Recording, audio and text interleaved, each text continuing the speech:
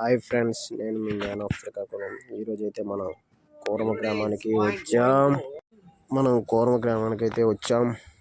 అదో కోరమ గ్రామం పేరు కోరమ గ్రామం శ్రీకాకుళం జిల్లా ఎర్రమండలం పరిధిలో అంతకాపల్లి అడవుల్లో కనిపిస్తుంది. అక్కడ విద్యుత్ లేదు, కానీ గ్రామస్తులు ఆలోచనలో చైతన్య కాంతి ప్రకాశిస్తోంది. టీవీ, సెల్ ఫోన్లు కూడా లేవు. బాహ్య ప్రపంచాన్ని ఆధ్యాత్మిక చింతతో దర్శిస్తున్నారు. ఆధునిక హంగులేవి లేవు. ప్రకృతి ఒడిలోనే సుఖంగా బతుకుతున్నారు. ఉన్నత చదువులు, పెద్ద ఉద్యోగాలు, సంపన్న శ్రేణి జీవనోపాధి జీవిత పరమాన్నం ఇది కాదని భావించారు. ఆ అన్వేషణలో భాగంగా పరమాత్మకు చేరువయ్యే వికాస మార్గం ఇదే. సనాతన ధార్మిక జీవనాన్ని సాగిస్తూ సరికొత్త జీవన విధానాన్ని అనుసరిస్తున్నారు. కృష్ణ భక్తులు. కృష్ణ సమాజం పేరుతో కోరమ గ్రామంలో 56 మంది నివసిస్తున్నారు. 12 గృహస్థులు జీవన కుటుంబాలు కాగా 16 మంది విద్యార్థులు, 6 బ్రహ్మచారులు. 2018 జూలై భక్తి వేదాంత స్వామి ప్రభు పాదాలు ఆదేశాలపై భక్తి వికాస్ స్వామి సారథ్యంలో ఈ పల్లె ఏర్పడింది. సరళ జీవనం, ఉన్నత చింతనం వీరి విధానం. అత్యవసరాలైన కూడు, గూడు, గుడ్డ ప్రకృతి నుంచే పొందవచ్చని నిరూపిస్తూ ప్రకృతిలో సేద్యంతోనే వీటిని సమర్పిస్తున్నారు. ఈ ఏడాది ఉమ్మడి 198 బస్తాల ధాన్యం పండించారట. సరిపడా కూరగాయలు పండిస్తున్నారు. విత్తించి మొదలు కోతల వరకు ఇతరులపై ఆధారపడలేదు. దంపుడు బియ్యాన్ని పండించుకున్నారు. దుస్తులకు వారే నేత, కార్మికులకు ఇళ్లకు వారే మేస్త్రులు, కూలీలు. ఇసుక, సున్నం, బెల్లం, మినుములు, కాకరకాయలు, మెంతులు మిశ్రమం చేసి గానుగు ఆడించి గుగ్గిలం మరగబెట్టిన మిశ్రమంలో ఇల్లు కట్టుకున్నారు.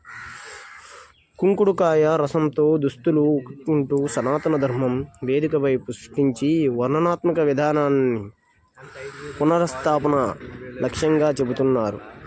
పిల్లలు గురువులు పద్ధతిలో వర్ణనాత్మక విమర్శిస్తున్న సంస్కృతం, ఆంగ్లం, హిందీ, తెలుగులో అనర్గళంగా మాట్లాడుతున్నారు.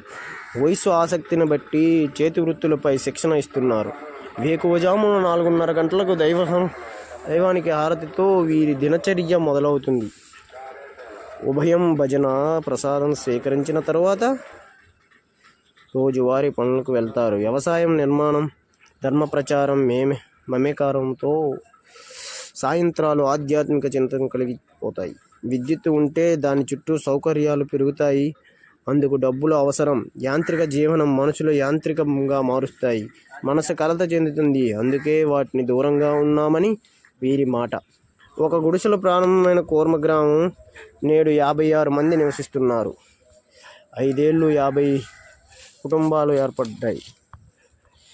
అయితే దేవుని గురించి చైతన్యం లేని జీవితం ఎందుకు?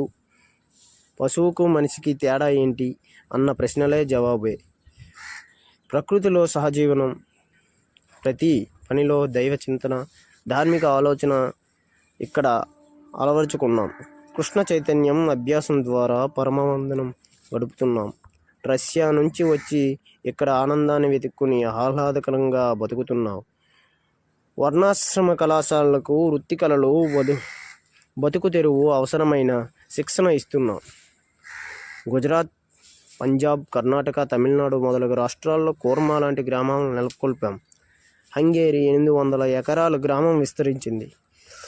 చెక్ రిపబ్లిక్తో ఓ పల్లె ఉంది.